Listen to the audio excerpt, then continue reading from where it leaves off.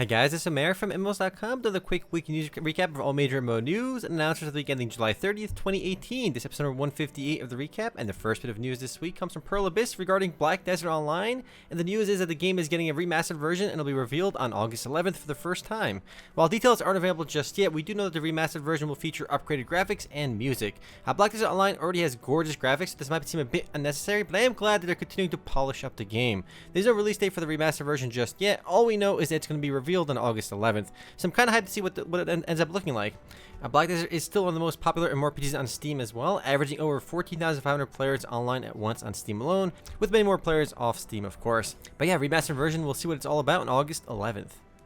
Next up, Bless Online finally reveals details about the upcoming Assassin class, and yes, despite the game's disastrous launch, Bless Online is still alive and currently averaging 1,500 or so players online at any given time, but it looks like the number is still falling quite fast. In early July, the game was averaging about 3,500 or so players online, so in less than a month, it lost over half its active player base. That's a big yikers. But anyway, the new Assassin class is launching sometime during the second week of August, and will be available for both factions. And along with the new Assassin class, the same update will also introduce several new PvP modes, including Siege of Casta and the Dominion Contract and Capital War modes. While I don't think there's much hope for Bless at this point, at least they're still releasing updates. Hopefully they stop the bleeding of players, but we'll have to wait and see if that happens.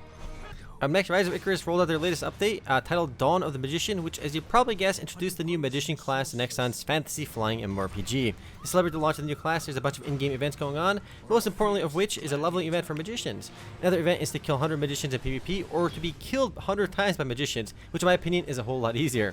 Popularity-wise, Rise of Icarus isn't huge, but it's not quite dead yet either. The game averages about 500 or so players on Steam, but also has a decent player base on Nexon's own launcher as well.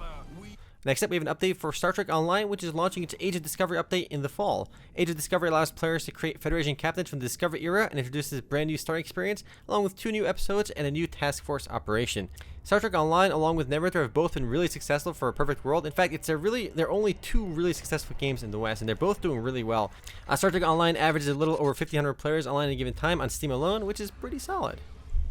Up next, Tryon Worlds revealed their development roadmap for Defiance 2050, showing off the next 3 big updates in the pipeline for the game. The next update is titled Trouble in Paradise and is adding a new enemy type and a faction along with the new Crusader class. The next update is called Shadow over Paradise and is adding yet another new class, this time the Engineer, as well as new enemies, story missions, and more. Defiance 2050's game launch is off to an okay start so far. It's averaging about 600 players on Steam, and we don't really know the console numbers, but it's available on console as well. According to Tryon, the game has attracted over 1 million users since launch, though that's not any kind of active number figure, it's just the total number of players who actually just tried it even once, so it's not doing too bad, but not too great either. Next up, Warlords Awakening, the relaunched version of Eloa, which was supposed to launch into early access already, has been delayed until August 2nd. It's not exactly big news, but I did want to mention this because Eloa Remake is going to be a buy-to-play game, so I forgot to mention that last week. This is especially weird because the game is launching in the West after failing twice already. Once through WebZen and a second time through Game & Game. In fact, the South Korean version of Eloa was also shut down for good, and now they're just trying to relaunch it here as a buy-to-play game. If no one played it when it was free to play, I doubt people are going to be rushing to play it when it costs money, but I guess we'll have to wait and see. I could be wrong, but I'm probably not. Up next, a tweet from Mark Trindamere Merrill, co-founder of Riot Games, got many MMORPG fans excited this week when he asked Twitter if Riot Games should build an MMO. Given that Riot Games is hugely profitable and owned by Tencent, the biggest gaming company in the world, it wasn't impossible for Riot to actually make an MMO. In fact, Riot Games has been teasing that they've been working on several projects outside of League of Legends for some time now, so realistically speaking, Riot totally could make an MMO. Unfortunately though, just one day later, Riot Games said that they were just joking with that tweet, and with that, the hopes of a Riot Games developed MMO has died, at least for now. Moving right along, Sega was teasing a big announcement for Phantasy Star's 30-year anniversary, and we finally got it, and it's a mobile game titled Idola Phantasy Star Saga, and from the looks of it, it's yet another waifu collector gacha game similar to games like Fate Grand Order. In fact, the combat looks almost exactly like Fate Grand Order, but then again, this shouldn't be too surprising, as Fate Grand Order makes over $1 billion a year, so it shouldn't be too surprising that people want to copy the concept. No word on when this game is launching in Japan, let alone a Western release date, so we'll probably have to wait a bit before this game ever comes out in English. Next up, MapleStory M. The mobile version of MapleStory officially launched this week in 140 countries across the globe. The game was playable in beta previously, but is now out for good, and will be running a special login event until August 21st. I've already played a bit of MapleStory M, and it plays a lot more like the PC version of MapleStory than other MapleStory mobile games, but keep in mind, it is a mobile game and features that pesky autoplay feature. Minus the autoplay feature, it's not bad, but the game does run itself, which is kind of weird.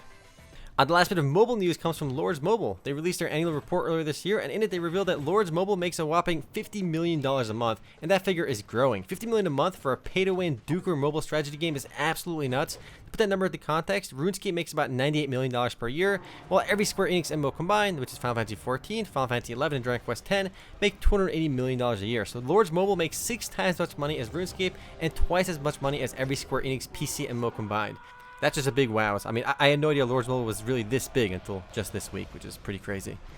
Next up, a small bit of news from Vindictus. The action RPG from Nexon released a teaser trailer this last week for the next update titled Second Redeemers Dark Side of the Moon, which showed off a new boss fight. The update is also set to go live sometime next month, and besides the new boss, no word on what's going to be included, but it's something to keep your eyes on if you're a fan of the game. The next last bit of news this week is eSports related. Bloomberg.com wrote an excellent piece showing just how big eSports is in China and shows that it's already quite mainstream over there. The King Pro League, for example, which is the World Championships for Honor of Kings, which is also called Arena of Valor in the West, gets 240 million daily views, which is twice the audience of last year's Super Bowl. The event also fills an 18,000 person stadium, which is also pretty nuts. Also in that same story, Bloomberg reported that esports industry will be worth about $3 billion in revenue by 2022, which is definitely big business. What's even crazier is that King Pro League, that giant tournament with 18,000 players and over 240 million views, is over a mobile game. So these 18,000 people in the stadium watching these 10 people holding up phones and playing a game. It's just so bizarre that a mobile game esports scene is just that big. But anyway, guys, that's it for MMO News this week. I'll see you guys tomorrow for the podcast. Later, guys.